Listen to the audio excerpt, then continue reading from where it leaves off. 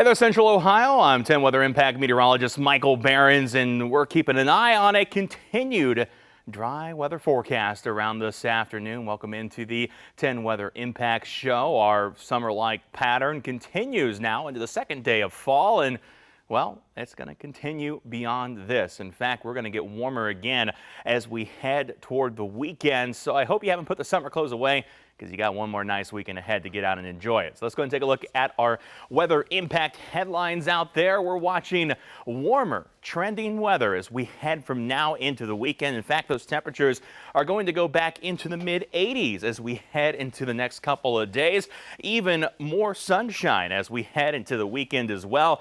The rain chances, well, they're staying out of the forecast until next week at the earliest, so don't expect to see that rain anytime soon. Our forecast just staying dry and staying warm across central Ohio. Here's the view outside from a 10 TV tower camera. We're watching a few clouds push through today, a little bit different than what we had out there for yesterday. High, thin clouds in place across central Ohio, not making much of a difference to the conditions, only making things just a little bit aesthetically different outside. Our temperature is not much off from yesterday.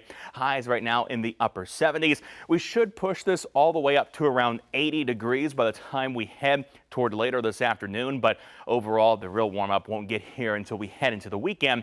That's when we push those temperatures again about 10 to 15 degrees above where we should be for this time of the year.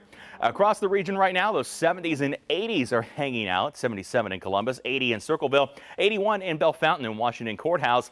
Those temperatures again have about 3-4 more degrees to gain this afternoon. So some places may be able to push out a mid-80 this afternoon, but most of us will hang around upper 70s to right around that 80-degree mark.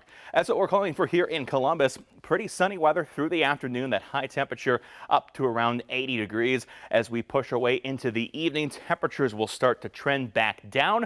We'll drop down through the 70s and into the 60s by the time we head toward this evening and into tonight. Those clouds will stick around as well. We'll see increasing cloud cover as we head into the evening, staying partly to at times mostly cloudy. The biggest impact from the clouds today, other than just looking a little pretty outside, is going to be a slightly reduced UV index. We're down to a level 5 or a moderate level as we head into this afternoon. Still enough that if you're outside for any extended period of time, you need a sunscreen that SPF 30 or higher, and of course limit your exposure to the sun, especially if you're going to be out in the outdoors for a long period of time today. If you are outside, one of the other things to watch for is the allergy index. Today's allergy forecast back up into that high category. The weeds are the biggest problem out there. Mold remains at moderate levels across central Ohio. Now, of course, one of the big things we've been talking about is the lack of rain and when we could finally get some rain into the region. And, well, they are getting closer. Those couple of rainy days next week. We've pushed the percentages up to about 50 to 40% for next Tuesday into Wednesday. So we'll watch that rain system push our way as we head into next week. And again, potentially bring us a little bit of rainfall. I don't think it's going to be enough to completely end our drought, but it's going to help out a lot more than those zeros we have on the forecast between now and then. Speaking of drought, let's look at the latest conditions. This was last week with almost all of central Ohio under a moderate drought, some areas in severe drought. We had noted that last week we weren't going to see the impacts of the rain just yet, and we haven't seen that until the new data came out this week. Those rainy days in our southern counties did get some improvement. We actually got out of drought in some of those far southern and eastern counties. Still abnormally dry for this time of the year, but not officially in that drought. You can see that severe drought went away to the far eastern counties as well, with much of the rest of us staying under those moderate drought conditions. Of course, since then, we haven't added any additional rainfall. So by the time we get the next round of data next Tuesday, I think this is probably going to look about the same, if not a little worse, because we'll be adding more drought back into this pattern, more dry weather back into this pattern. Speaking of which, I do want to pass along a note that as of yesterday, seasonal burn bans have gone into effect across the entirety of the state of Ohio. That's according to the Ohio DNR. Open burning not permitted in those rural and unincorporated areas between the hours of 6 a.m. and 6 p.m. So keep that in mind. Of course, things are quite flammable this time of year. Things are very dry. We don't have any county-specific burn bans as of now, but the seasonal ban is now in effect across the state of Ohio. Speaking of the big weather picture here and our lack of rain, you can see it on the satellite radar. Only cloud cover pushing overhead this afternoon. In fact, no rainfall anywhere close by. You have to head all the way out to Kansas to see the nearest rain in our picture. So the next 24 hours are going to look a lot like this. A few passing clouds pushing through the region, but again, no meaningful threat for rain. It's going to stay dry through today and into tomorrow. We'll see another dry day for Friday with increasing sunshine throughout the day tomorrow and temperatures that will tick up a little bit higher in the afternoon as we work our way through Friday and into the weekend. The weekend stays dry across the board, so we're going to skip past that on the hour by hour and pick things up Monday evening. That's where we see quiet conditions at first, but then rain starts to push closer and closer as we head into Tuesday morning. We should still be dry for that morning commute Tuesday, but as we head deeper into the day and into the evening, showers, some thunderstorms start to push across central Ohio. These continue into early Wednesday before we start to dry things back out as we head toward the latter half of next week. And right now, that looks to be the only chance for rain as we head toward next week, but again, a chance for rain nonetheless is better than that dry weather pattern we've been so accustomed to. Here's your 10 weather impact. 7-day forecast. 80 degrees out there this afternoon. Looking pretty nice. We tack on the extra heat as we head toward tomorrow. 84 your high for Friday. 1st and 10 high school football. Still a summer-like affair out there. Warming up in the 80s with kickoff temperatures out there in the 70s. Halftime still kind of flirting with the 70s. We'll get to the 60s by the time that end of the game rolls around. Clear skies expected throughout the game tomorrow. We'll repeat that pattern pretty much identically as we head into Saturday night game over at Ohio State. They're taking on the Golden Gophers. We'll see kickoff temperature in the upper 70s. Halftime again, flirting with that 70-degree mark, and then we'll ramp the game up in the 60s by the time you head home on Saturday night. The other thing we're keeping an eye on, again, that heat continuing through Sunday into Monday next week. Shower and storm chances start to pop back up as we head into Tuesday and Wednesday. That'll push temperatures down slow at first, 80 Tuesday, but then dropping back into the 70s by Wednesday. And keep in mind, that's where we should be this time of the year. Those temperatures should be in the mid to low 70s, so we can finally get back to that more seasonable weather by the time we head toward the end of this forecast. Now, as we mentioned, the drought, while there's not a county-specific burn ban in place, that overall ban is in place across the region. And of course, one of the reasons for that is because this time of year, things just get kind of dry and flammable outside. Our affiliate WSBT in South Bend, Indiana, filed this report about the fire dangers this time of the year. Fall season brings more than just colorful leaves. The dry conditions also increase the risk of fire. Right now we are in a very extremely dry season of the fall. If you look at the grass, it's pretty dry, brown.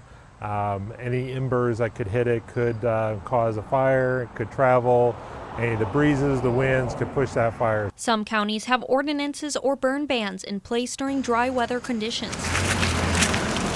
In St. Joseph County, a burn ordinance prohibits burning leaves, stumps, and grass. However, residents can request a temporary burn permit from a nearby fire station to burn branches and other debris with permission. While there are no local burn bans currently in place, right now there are some burn bans in the state of Indiana. So it could be coming down the road if we don't get any rain here in the near future. It's not just residential areas at risk during dry conditions. Farmers harvesting and dusty equipment can cause a field or combine fire. I've actually had farmers tell me that they smelled a little bit of smoke. They couldn't figure out where it was coming from, and when they opened up the side panels on the side of a combine, that rush of oxygen that got in there started the fire. So it is something that it is a concern this time of year, especially when you have a dusty crop. Preventative measures such as watering down dry grasses and fire pits could stop a spark from spreading or starting.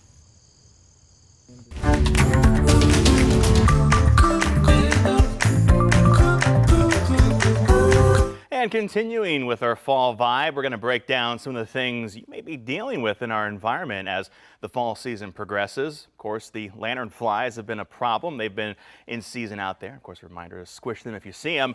But we're also learning that they're having an unusual effect on honey production in the region.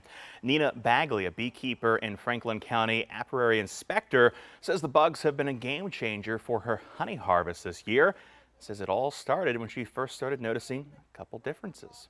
I had this really strange, smoky, very thick, very citrusy, kind of had cherry flavors, figs, and different flavors. She consulted friends and experts in the beekeeping community who suggested that the change could be linked to the surge in spotted lanternflies. Bagley believes that her bees are picking up the sap from the trees that once turned into a thick sugary substance called honeydew, and says it's causing a late-year surge in honey production. It went from the light locust in the spring to my summer amber, and I usually get this and then I stop. But I've got this, which is red and smoky flavor, and then 2 days ago I pulled it off again, and it's a darker flavor. Bagley isn't sure yet how her bees will fare through the winter on this honey, but for now she's embracing the abundance and the atypical taste. Interesting. And sticking with nature, we still are a few weeks out from when the best fall foliage will be visible here in Ohio, but for right now, here's a map showing the color of leaves across the state. Looks like we're pretty yellow at the moment. Here's another look at the peak timing for fall foliage around the state. Looks like mid to late October is when that light green will be best for most of the state, including here in central Ohio. And of course, once the leaves do start to fall, you're better off leaving those leaves where they lie. That's according to the Ohio Department of Natural Resources. They say there are several benefits to the fallen leaves, including insulation for plants, trees, roots, and soil as we head into the cooler months. The leaves also return ingredients and nutrients to the soil. They help lock in moisture, reduce erosion, and improve soil structure. Those leaves also create, again, a shelter for all different kinds of wildlife. And whether you're spending the autumn months watching the leaves fall or doing any of those fall festivities around the region like apple orchards or pumpkin patches, we got the best local places listed on 10tv.com. Of course, make sure 10TV is your first stop. Check the forecast before you head outside. And again, those fall leaves are starting to change colors in many parts of the country, even though they're not quite doing it here in Ohio just yet. The beauty of the trees, though, it's a reminder of the work it takes to keep forests healthy. As Bradley Blackburn explains, sometimes that requires knocking a few of them down. The roar of a chainsaw rips through Double Trouble State Park in New Jersey. It sounds and looks like destruction, but this is forest management in action. You call this a patch?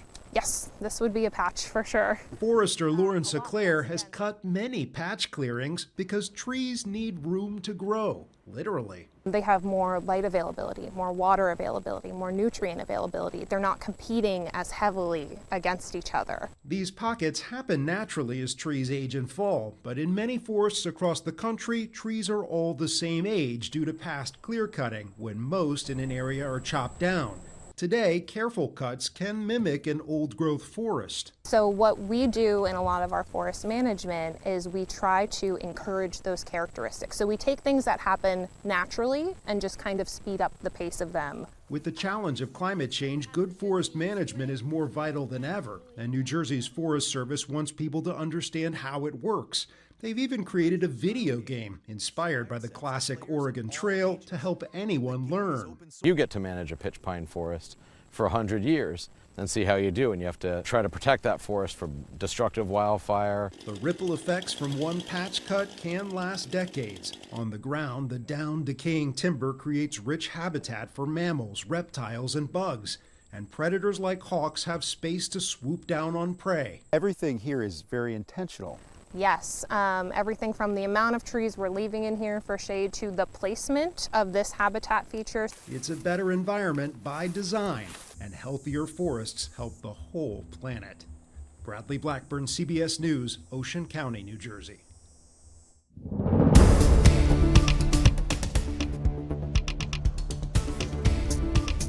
And now let's turn our attention to the tropics and a look at the latest conditions. Of course, what remains of Imelda now weakening as it pushes away from the U.S. Now a post-tropical system, but still of Category 1 intensity. Those winds gusting as high as 90 miles per hour with winds sustained at 75. We'll have to watch to see if there's additional tropic development in the days ahead, but at least for now, those threats starting to move away from the east coast. And when it came to Hurricane Imelda, along with Hurricane Umberto, they were both out there in the Atlantic for some time. Of course, the U.S. has not been directly hit by a major storm so far this year, which has been some good news. But CBS's Ashar Karashi reports homeowners are turning to a new form of protection as some of those traditional insurers flee areas vulnerable to those storms, such as the hurricanes we saw this week. On Oak Island in North Carolina, crews are reinforcing the roof on Paige Morgan's family home. When we visited, a Category 5 hurricane churned 200 miles offshore. A powerful reminder of the destructive storms she grew up with. I would hear my mom talk about her childhood, and she can't remember a hurricane until she said she was in her late 20s. And I've seen 20, and I was born in 1990, so there's definitely been an increase of storms in our area. The hurricane-resilient roof on Morgan's home is being funded by a catastrophe bond, a Wall Street-backed financing tool growing in popularity. But beachfront homes like these, at risk from natural disasters, are becoming increasingly difficult to insure. Insured property losses have soared from about $30 billion in 2015 to more than $110 billion last year. That's pushed insurers into hiking rates or even pulling out. And so-called cat bonds are emerging as a way to bring more capital into the market. Think of catastrophe bonds as a rainy day fund for insurance companies. If it never rains, investors walk away with their money back and a little more in interest. But if a disaster crosses certain thresholds, say a hurricane of a specific strength or a major wildfire, flood, or earthquake, that triggers the cat bond. Instead of insurers, it's the bondholders who absorb the loss. It's a calculation by financial investors made more difficult due to extreme weather related to climate change. Has a cat bond ever paid out? We have never had one of our cat bonds pay out. But North Carolina Insurance Underwriting Association CEO Gina Hardy has been sponsoring cat bonds since 2009 and says cat bond proceeds are already at work, subsidizing the cost of resilient roofs like the one going up on the Morgan's home. It is a very good investment because it's considered non-correlated risk, and what that means is whether the stock market goes up or down has no relation to whether or not a hurricane might happen or not happen. Those bonds are also helping steady the risk on the ground in North Carolina. If you're not prepared for something like this, you're taking a huge risk. I mean, I've seen families lose their whole house, everything in it with these last few storms, and they aren't insured. They don't have the right type of insurance. And it's a disaster. It's a bond between investors betting against disaster and coastal communities that could mean the difference between rebuilding and being washed away. Ashar Qureshi, CBS News, Oak Island, North Carolina. And finally today, let's take a look at some new video into us here at 10 TV. It's time to grab your flannel and head to the corn mazes across the country. This one's out in California. The stalks are high and mighty, and the cool pumpkin patch is also out there in Dixon. It's open for its 24th season, and it's ready to challenge people's sense of direction while honoring the people who make it all happen, farmers. Every year, they switch things up with a brand new theme. In previous seasons, honored veterans and first responders with giant murals, including the maze design. The theme this year, Farmers, the Heart of America, is a tribute to the hardworking folks who put food on our tables. Of course, this ear-mazing labyrinth is no easy stroll with several miles of twists and turns, dead ends, and even seasoned maze goers get a little lost. Most visitors require a map in about an hour to make their way through. And to wrap things up today, a different type of animal out there, but he's definitely getting his plate full. Chunk, a towering brown bear, even with a broken jaw, is the winner of this year's Fat Bear contest, beating the other one, who narrowly finished in second place. This bear, actually, Chunk, narrowly finished in second place past couple of years. That contest, of course, popular every year with people who get to vote on their favorite bears for the winner of the Fat Bear contest. This bear out there, Chunk, they're getting plenty of salmon despite that broken jaw. Of course, some cool video there. Of course, Our forecast here in Central Ohio, it's been a little quiet here recently, but that doesn't mean we're not always tracking plenty of things out there in the forecast, though we're not particularly keeping too much of an eye on those brown bears. They just kind of do their own thing. Chief Meteorologist Jerry Martz, he'll be back later tonight, keep you up on everything weather related. He'll have the latest forecast heading into the weekend, and of course for the Ohio State game on Saturday. Till then, you can get more online at 10tv.com.